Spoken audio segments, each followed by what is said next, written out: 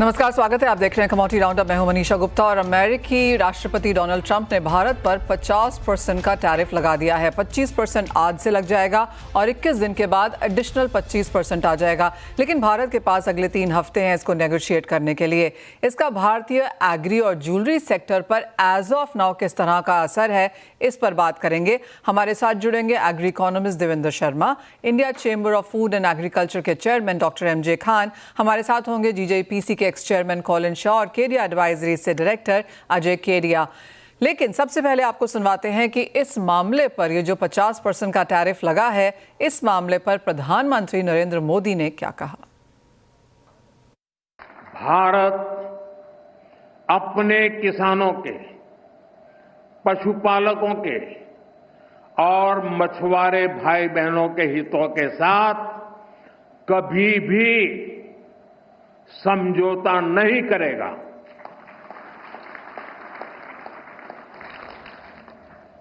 और मैं जानता हूं व्यक्तिगत रूप से मुझे बहुत बड़ी कीमत चुकानी पड़ेगी, लेकिन मैं इसके लिए तैयार हूं। मेरे देश के किसानों के लिए, मेरे देश के मछुआरों के लिए, मेरे देश के पशुपालकों के लिए आज भारत तैयार है।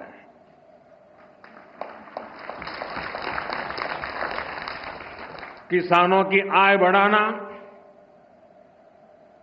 खेती पर खर्च कम करना,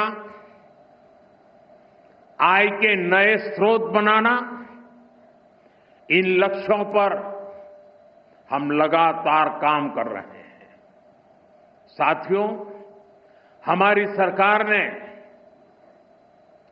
किसानों की ताकत को देश की प्रगति का आधार माना है। ये देश के प्रधानमंत्री की स्टेटमेंट है कि चाहे वो एग्रीकल्चर है, डेयरी है या फिशरीज है, यहाँ पर वो साथ खड़े रहेंगे और किसी भी कीमत पे इसका यहाँ पर इनके ऊपर कोई आंच नहीं आने देंगे। साथ ही साथ एक इंटरेस्टिंग चीज़ प्रधानमंत्री ने ये भी कही कि चाहे वो किसानों की आय बढ़ाने की बात है, कॉस्ट एफिशिएंसी है जहाँ तक एग्रीकल्चर में है, और साथ ही साथ नए एवेन्यूज़ खोजने की बात है, इन सभी पे यहाँ पर काम करना होगा। देवेंद्र शर्मा जी, सबसे पहले आपके पास आएंगे और आपका रिएक्शन स्टेटमेंट पे फाइनली क्या है, बिकॉज काफ़ी समय से मार्केट्स इंतजार कर रहे थे कि मिनिस्ट्रीज लगातार कहती भी रही हैं कि नेगोशिएशन जारी हैं, लेकिन आज वो दिन है जब हम 25% टैरिफ का सामना आज से करेंगे और 21 दिन में अगर कोई नेगोशिएशन नहीं होता, कुछ बातचीत यहाँ पर आगे नहीं बढ़ती, तो हम 50% की तरफ देख रहे हैं। कैसे देखते हैं आप टैरिफ्स ऑन वन साइड और प्रधानमंत्री की स्टेटमेंट दूसरी तरफ? प्रधानमंत्री की स्टेटमेंट अभी मैंने सुनी है। I think there can be nothing more wonderful than what the prime minister has said. और मैं इसलिए कह रहा हूं कि भाई ये हमें मैसेज बहुत क्लियर जाना चाहिए, और बड़ी खुशी है कि प्रधानमंत्री ने उतने ही क्लियर शब्दों में ये बात कही है कि we can not compromise on agriculture, fisheries and these related sectors like dairy and so on. बहुत बड़ी, बहुत अहम ये डेवलपमेंट है। और मैं ये मानता हूं कि जैसे RCEP से इंडिया ने विड्रॉ किया था, अब टाइम आ गया है कि India should look for different trade partners. We have been unnecessarily being driven into this thing कि अमेरिका से अगर हम आयात नहीं करेंगे या उनको निर्यात नहीं करेंगे तो हमारी इकोनॉमी बैठ जाएगी। I think this was a fallacious argument, और प्रधानमंत्री जी ने कहा है, आई थिंक वो बहुत ही इंपॉर्टेंट स्टेटमेंट है। और मैं ये सोचता हूं कि आने वाले दिनों में we will try to strengthen our agriculture उस तरीके से कि भी हम इस चैलेंज को मीट कर पाएं।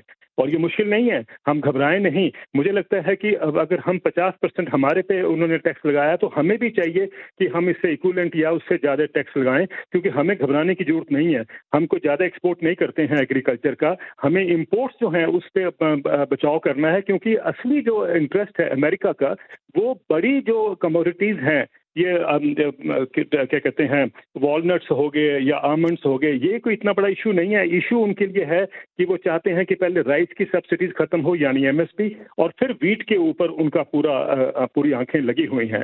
वीट, डेयरी और फिशरीज, ये 3 सेक्टर हैं जिससे हमें अपने सेक्टर्स को बचाव करना है, क्योंकि 50% पॉपुलेशन, मनीषा जी, एग्रीकल्चर से जुड़ी हुई है।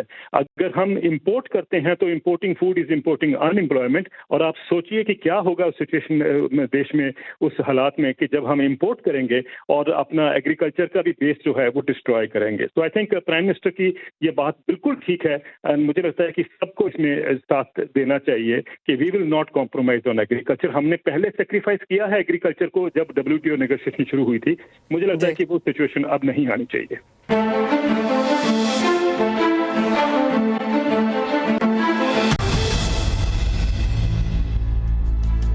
जैसे देवेंद्र जी कह रहे हैं कि बहुत स्ट्रॉन्ग गुड स्टेटमेंट यहां पर प्रधानमंत्री की तरफ से आती हुई, एक तो आपका रिएक्शन क्या है और आपको क्या लगता है अब यहां से क्या करने की जरूरत होगी?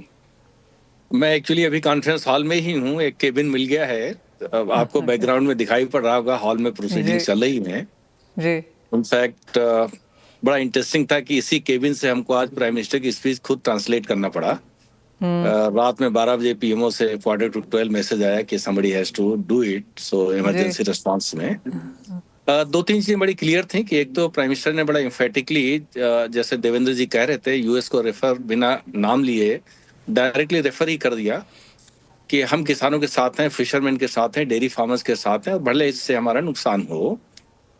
और एक तो ये बात थी कि हमें लगता है कि टैरिफ वार आगे बढ़े ना बढ़े, लेकिन प्राइम मिनिस्टर ने जो आगे कहा वो ये था कि हमको सस्टेनेबल एग्रीकल्चर की तरफ बढ़ना है और फार्मिंग में एक नई एफिशिएंसी लानी है एग्रीटेक स्टार्टअप्स को जोड़ के। तो जो लाइन उन्होंने कही है जिसका इंटरप्रिटेशन ये है कि आप सबके पास विजडम और ये जो एग्रीटेक स्टार्टअप यंग लोग हैं, इनके पास ideas and innovation and drive and passion दोनों का कॉम्बिनेशन होगा तो फार्मर को वो चीज मिलेगी जो प्रोफेसर स्वामीनाथन जिसके लिए बहुत प्रयासरत रहते थे, और उन्होंने सारी विजडम और इनोवेशन दोनों को मिक्स करके फार्मर के वहां डिलीवर किया। तो he said science is not only innovation, it is also delivery. तो इनोवेशन, डिलीवरी एंड आइडियाज, इन सब का जो नए चैलेंजेस हैं उनको एड्रेस करने के लिए इस्तेमाल था। एक तो ये इंपॉर्टेंट उनका था। दूसरा, मिलेट्स पे उन्होंने फिर से आज जोर दिया कि सारे जो एनवायरमेंट के चैलेंजेस हैं, जो न्यूट्रिशन के इश्यूज हैं, इन सब पे मिलेट्स इज दी। और प्रोफेसर स्वामीनाथन ने भी जो फॉरगेटन क्रॉप्स थे उनको एक तरीके से मेन स्ट्रीम किया, उनको ग्लैमर में लाए। तो एक दूसरा चीज उन्होंने बढ़ाया। और तीसरा उन्होंने कि ग्लोबल फूड सिक्योरिटी की तरफ भी इंडिकेट किया कि इंडिया के साइंटिस्ट ये सब कमर कस लें कि नए सिचुएशन में किस तरीके से कोलैबोरेटिवली हम लोग काम करें ताकि न सिर्फ देश की फूड सिक्योरिटी बल्कि दुनिया को एक रास्ता दिखाएं, दुनिया के फूड सिक्योरिटी पे काम करें।